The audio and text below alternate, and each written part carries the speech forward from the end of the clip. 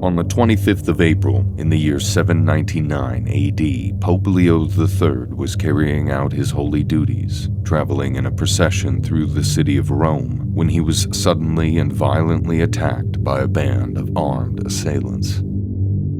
Pope Leo, who was either 49 or 50 years old at the time, tried his best to defend himself in the sudden confusion, but he was soon struck down, falling to the cobblestones with a jarring impact as his supporters were driven back by the attackers. Next, the attackers set upon the Pope with their blades drawn.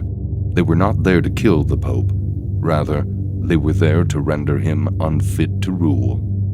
They were there to mutilate him.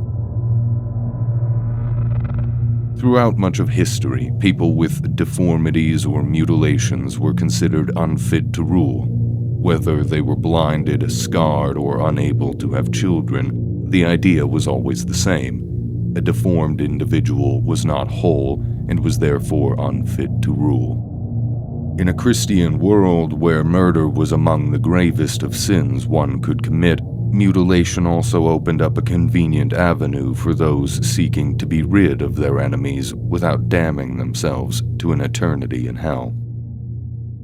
Struggling on the ground, Pope Leo was struck in the face, kicked, pushed, and dragged about as his attackers clumsily set about their task. The attackers were family members of Leo's predecessor, motivated by jealousy and ambition. Leo's predecessor, Adrian, had been pope for over 20 years, establishing for himself a firm seat of power and control. But when Adrian died and Leo was elected as the new pope, there were those in Rome and in Adrian's family who felt scorned and cheated by Leo's election. Now they wanted him removed from his holy seat and prevented from ever holding office again. There would have been much confusion and panic during the attack. Crowds would be screaming and surging this way and that. There would have been bodies jostling and banging into one another, voices calling out in confusion or anger, screams of panic or desperation. In the madness, Pope Leo was knocked unconscious. One of his attackers reached for his head and made a quick, clumsy attempt to gouge out the pontiff's eyes, while another of the attackers hurriedly tried to pry open Leo's mouth so he could cut out his tongue. Maybe the attackers lacked the resolve to carry out such a gruesome attack, or maybe the surging crowds and the Pope's protectors drove them off before they could succeed in their attack. Maybe it was divine intervention that saved Pope Leo that day. But in any case, he did survive. Not only that, he kept his eyes and his tongue. These are 3 stories of survivors throughout history. This is the retelling. Before the attack was fully carried out on Pope Leo III, his entourage, delegates sent by Charlemagne, intervened, shielding the Pope and carrying him away from the violence. But Leo was far from safe. With the political atmosphere in Rome as hostile as a wolf pit, Pope Leo's next move was to go north to Charlemagne, where he could reinforce his relationship with the great king and remind Charlemagne of his alliance with the papacy. His strategy worked. With Charlemagne's protection and the might of his army, Leo returned to Rome in the year 800. The message was clear. Leo was now the undisputed pope, and anyone who had any qualms with that could take it up with Charlemagne. In November of 800, Charlemagne himself was in Rome, holding inquisitions and demanding answers about the attack on Leo. The attackers were arrested and found guilty of treason, but they were not executed. Instead, their lives were spared, and Charlemagne had them exiled to France. Shortly thereafter, on Christmas Day in the year 800, Pope Leo III crowned Charlemagne as Emperor of the Holy Roman Empire. Pope Leo III had not only survived his attack, he survived with his eyes and his tongue intact, meaning he could go on to reign as Pope. Pope Leo III was a survivor. He survived the attempt made on him, and he would live on to die of natural causes many years later in the year 816, after ruling over the papacy for over 20 years.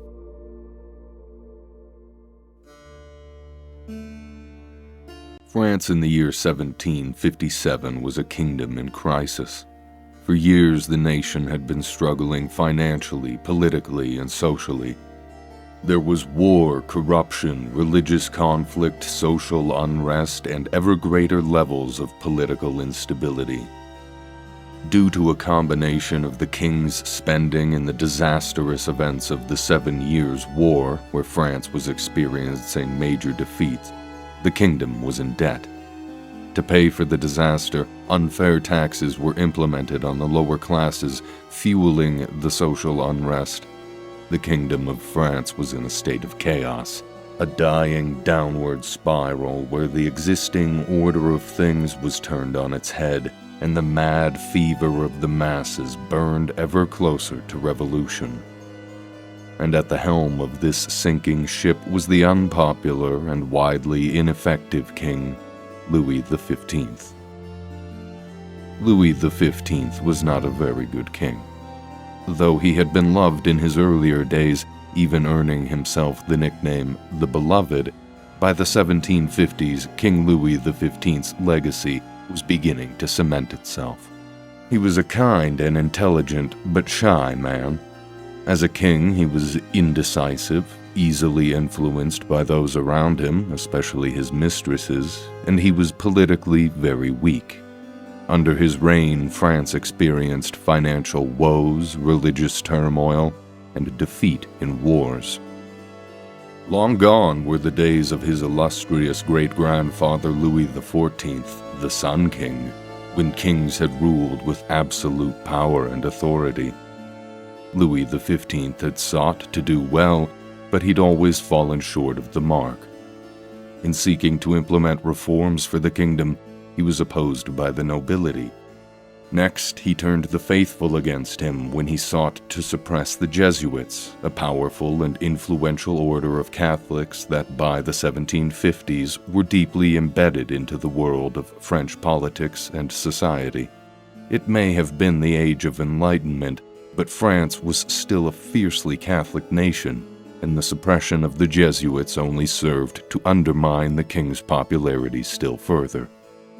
On top of everything else, Louis was greatly influenced by his mistress, the hugely unpopular Madame de Pompadour, who ruled over the king's schedule and his decision-making with a vice-like grip that poisoned the kingdom as much as it did her own reputation. She was widely hated, both at court and in the nation. King Louis XV was many things. He was an inept king, a pliable puppet, and a rewarding, generous partner to his mistresses. But he was also a survivor. On the evening of January the 5th, 1757, King Louis XV was leaving his palace at Versailles to go visit his daughter at a nearby palace when he was suddenly attacked. It was a cold evening, and the king was dressed for the weather, wearing heavy clothes as he exited his palace and crossed the courtyard to a waiting carriage. With the king were his usual retinue of nobles and bodyguards, and though they remained close to the king, they didn't remain close enough. As Louis reached the waiting carriage, a deranged-looking man in commoner's clothes suddenly rushed past the king's bodyguard and stabbed Louis once in the side as he was entering his carriage. Shocked and stunned, King Louis quickly retreated back, but his assailant did not follow, nor did he make any attempt to flee. The attacker, a mentally ill man named Robert François Damiens, was immediately apprehended by the king's bodyguard, while the king himself retreated to his rooms to inspect his bleeding wound. Doctors were summoned and a priest was called to hear the king's confession. The nation held its breath in anticipation. The wound was nothing serious. The knife the king had been stabbed with was nothing more than a penknife, and the king's warm winter clothes prevented the blade from doing any serious damage. and though the king recovered quickly from the physical injury to his body, the damage the attack had on his mind was not so easily healed, and he spent the rest of his life suffering from paranoia and anxiety. Still, his fate was better than that of his attacker, Robert François Damiens, who was sentenced to the horrific medieval punishment of being pulled apart by horses after suffering hours of torture. Robert François Damiens died a very slow, very painful death. His family were then banished from France and forced to change their name. King Louis XV, however, was a survivor, and so he would go on to survive another 17 years after the attempt on his life, before dying of smallpox in May of 1774. Just because he was a survivor doesn't make him a hero. He was the second to last king of France. The Kingdom of France would continue its downward spiral into chaos, culminating in the French Revolution that took the head of Louis's successor, King Louis XVI.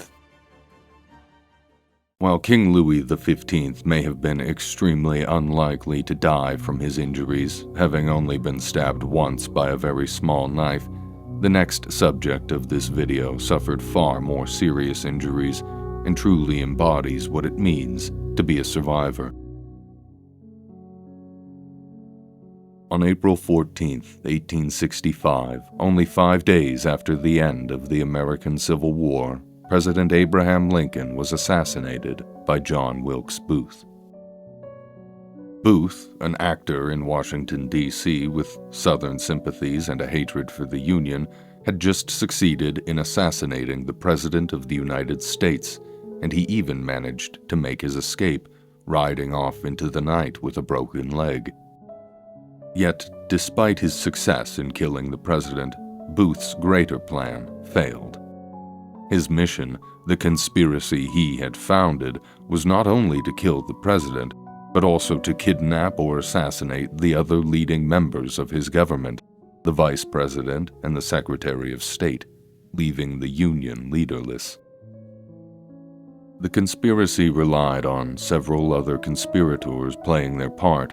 While Booth assassinated President Lincoln, fellow conspirator and Confederate sympathizer George Atzerodt was supposed to assassinate Vice President Andrew Johnson, and former Confederate soldier Lewis Powell was tasked with assassinating Secretary of State William H. Seward. It was all supposed to happen at once, a decapitation of the Union government that was meant to serve as an act of revenge for the Union victory over the Confederacy. The conspiracy failed. George Atzerodt was no hardened assassin, and rather than playing his part of assassinating the vice president, he lost his nerve and went to a hotel to get drunk. The vice president, Andrew Johnson, had been spared. Secretary of State William Seward, however, was not so fortunate. On the night of April 14, 1865, at the same time that John Wilkes Booth was creeping towards President Lincoln, Lewis Powell arrived at the residence of Secretary of State Seward's, not far from the White House. The Secretary of State was an easy man to find. A few days earlier, on the 5th of April, he had been involved in a terrible carriage accident that left him badly injured. He'd suffered a broken arm, a broken jaw, a serious concussion, and numerous scrapes and bruises, all of which had been heavily reported on by the media at the time. Newspapers reported how the Secretary of State was at his home, bedridden but recovering. He was an easy man to find, and he was an easy man to kill. At least, in theory. In reality, however, Secretary Seward was a survivor. He was not an easy man to kill. The assassin Lewis Powell approached Secretary Seward's house, then knocked and rang the bell by the front door. A moment later, the door was opened by Secretary Seward's maitre d', an African-American man called William Bell, who was suspicious of Powell. It was late, past 10 p.m., and Mr. Bell was not inclined to admit any visitors to the home. But Lewis Powell was having none of it.